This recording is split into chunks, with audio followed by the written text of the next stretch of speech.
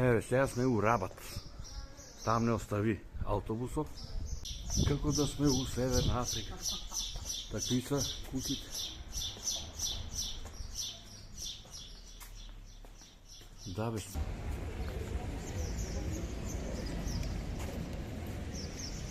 Значи, у центъра на градът Рабат сме, на Малта.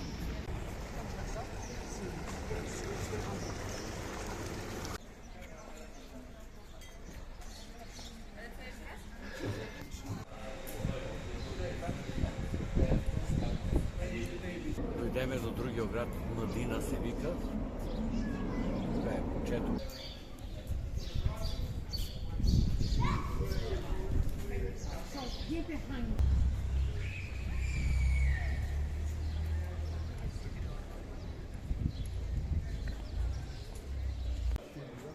Айде.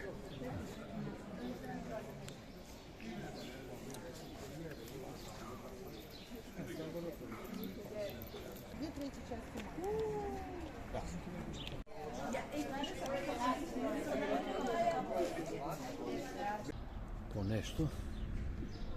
И сега одеме на като дръвото, що личе на разпетие.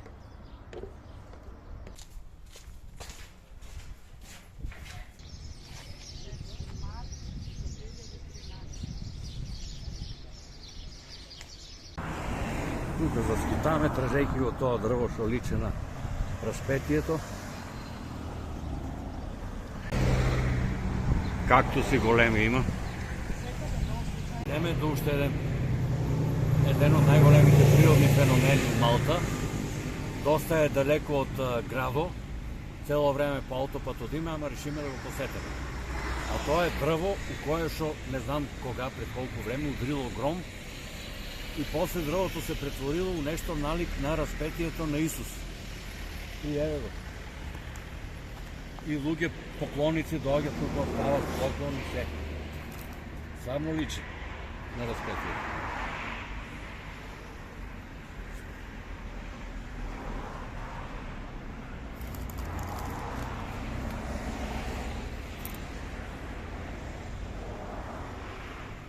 Много интересно.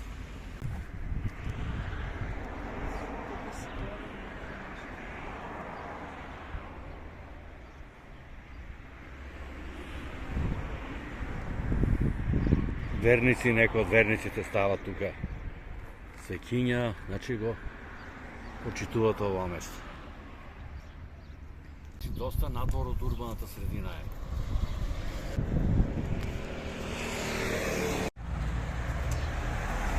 Сега ще се вракаме до тази станица, за која ще има директен автобус до нашия хотел там.